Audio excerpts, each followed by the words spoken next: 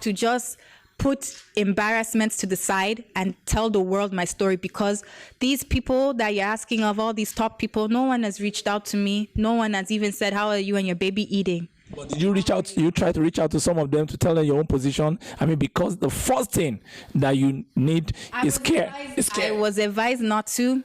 Even the same one that you just mentioned, he recently went to their home, and I was advised, yeah, he just came here. He was just at the house of so and so, and the stuff that he said, just I advise you, just don't even. Anybody that Oluwo talks to, you know, there's a one high dignitary person that I will use, God. It's a couple. They have a great title in Yorubaland. A very high title. I don't want to say their name, but they know who they are.